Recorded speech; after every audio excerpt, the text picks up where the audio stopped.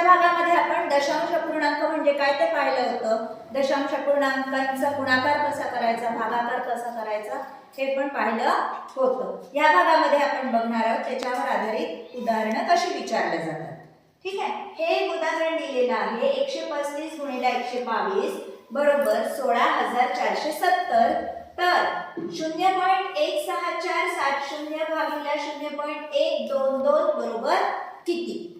आता तुम्हाला हे लक्षात येत आहे की सगळ्या संख्यांमधले अंक सारखेच आहेत बरोबर.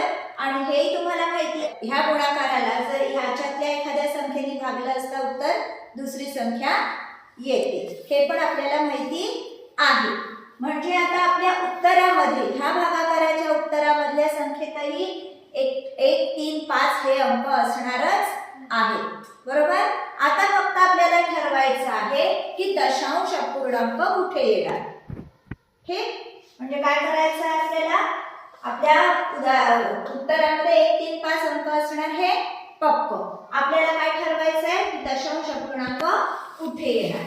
आणि भागाकार करताना तुम्हाला एक गोष्ट सांगितलेली आहे की भाजकाला काय करायचं आहे, आपल्याला पूर्णांक संख्येमध्ये कन्वर्ट करायचं, बदलून घ्यायचं बरोबर. ही दशांश पूर्णांकी संख्या आहे, ह्याला आपल्याला पूर्णांकी संख्येचं रूपांतर करून घ्यायचं आहे. म्हणजे काय करायचं, पूर्णांकी संख्येमध्ये करायचं म्हणजे हा दशांश पूर्णांकाचं चिन्ह आपल्याला उडवायचं बरोबर. मग आता याला कितीने गुणावं लागेल, दशांश पूर्णांकानंतर किती स्थान आहेत, किती स्थान आहे, 3 स्थान आहे. म्हणजे आपल्याला कितीने गुणावं लागेल, 1 वर 3 शून्य असतील अशा संख्येने किती, 1000 बरोबर. मग आता सरळ सरळ काय करायचं आहे, आपल्याला माहिती आहे आपल्याला एवढं करत बसायचं नाहीये परीक्षेत.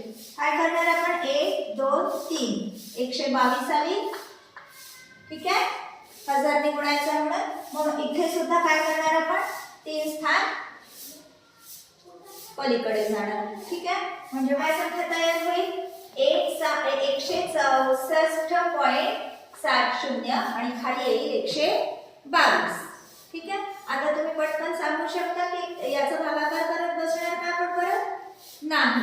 आपण हे सांगू शकतो पटकन की 164 मध्ये एकदा 122 चा भाग जाईल बरोबर, त्याच्यानंतर जाणार नाही. मग आपल्याला लागेल पॉइंट घ्यावा लागेल. मग आलं आता आपल्याला उत्तर मिळालं 135.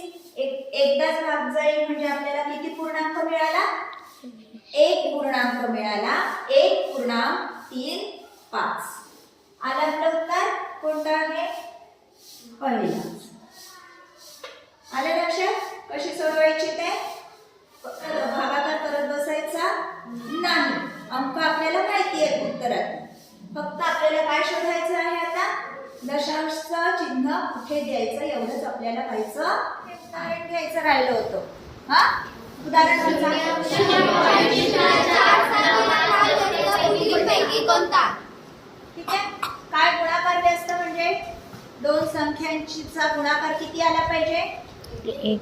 त्यालाच आपण रेसिप्रोकल किंवा मल्टिप्लिकेटिव्ह इन्व्हर्स सुद्धा म्हणतो. ठीक आहे. आता ही संख्या दिली आहे 0.04. ही संख्या तुम्ही कशी लिहाल, काय करू याला, दशांशच्या चिन्हानंतर किती स्थान आहे, 2. म्हणजे इथे किती येतील, 1 वर 0.04 म्हणजेच काय, 4/100. ठीक आहे. आता 4/100 चा गुणाकार व्यस्त किती, 4/100 चा सांगा गुणाकार व्यस्त काय होईल, अंशाचा छेद, छेदाचा अंश. सांगा मग 100/4. झाला.